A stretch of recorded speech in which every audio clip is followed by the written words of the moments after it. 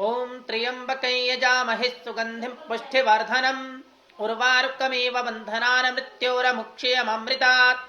ओम शांति शांति शांति। चेतना के विषय में शास्त्रीय विचार।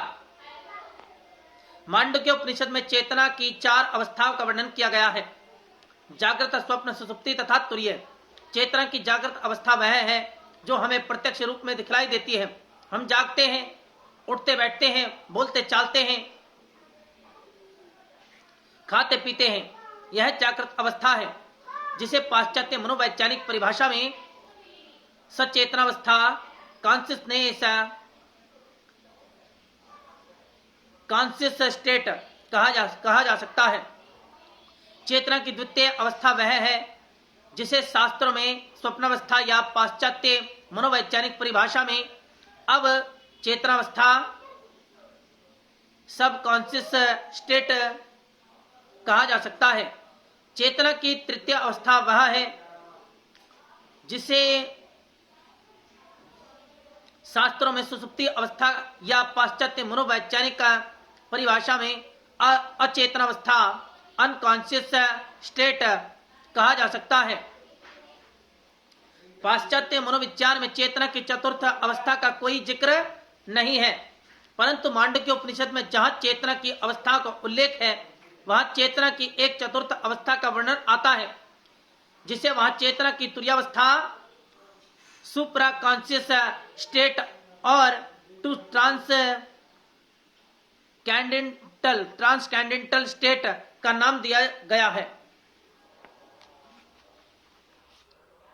पहले हम चेतना के संबंध में औपनिषदिक विचार पर प्रकाश डालेंगे, फिर चेतना के संबंध में पाश्चात्य मनोवैज्ञानिक विचारधारा पर कुछ लिखेंगे। चेतना पर अलग से लिखने की आवश्यकता क्यों हुई? इसका विशेष कारण है मन पर लिखते हुए ऐसा प्रतीत होता है मानो उसका एक अलग से कोई स्वरूप है, उसकी भाववाचक सत्ता न होकर व्यक्तित्व बोधक सत्ता है। आत्मा तथा परमात्मा पर लिखते हुए भी ऐसा प्रतीत होता है कि उनका कोई स्थूल स्वरूप है, उनके व्यक्तित्व के रूप में एक पृथक सत्ता है। इसी सत्ता, इसी व्यक्तित्व के सामने आते ही अनेक शंकाएं उठ खड़ी होती हैं। चेतना का व्यक्ति के रूप में कोई स्वरूप नहीं प्रतीत होता, यद्यपि चेतना की अनुभूति हर किसी को होती है। कोई मन को माने या न माने, आत्मा को माने या न माने, परमात्मा को माने या न माने, चेतना के विषय में तो किसी को संदेह ही नहीं होता। यद्यपि चेतना पर लिखना मन आत्मा परमात्मा पर लिखने के ही समान है, फिर भी चेतना एक ऐसा शब्द है जो आत्मा तथा परमात्मा पर घटित होता हुआ भी उन पर उठने वाली शंकाओं से बहुत कुछ मुक्त है।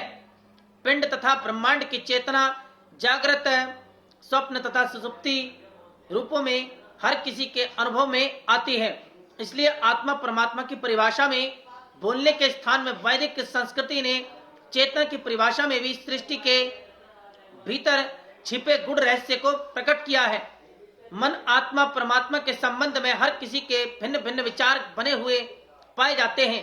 मन कहे तो एक खास चित्र हमारे सामने उठ खड़ा होता है, आत्मा कहे तो हिंदू, मुसलमान, ईसाई के सामने एक दूसरा ही चित्र आ जाता है। परमात्मा कहे तो भी सबकी दृष्टि भिन्न भिन्न पाई जाती है, परंतु चेतना कहे तो आध्यात्मिक सत्ताओं के विषय में हमारी बनाई कल्पनाएं छट जाती हैं और धर्म के भक्तों तथा विज्ञान के उपासकों सबके सामने एक ऐसी आध्यात्मिक सत्ता का भान होने लगता है जिसे न धर्म का पंडित न विज्ञान का दावेदार इनकार कर सकता है।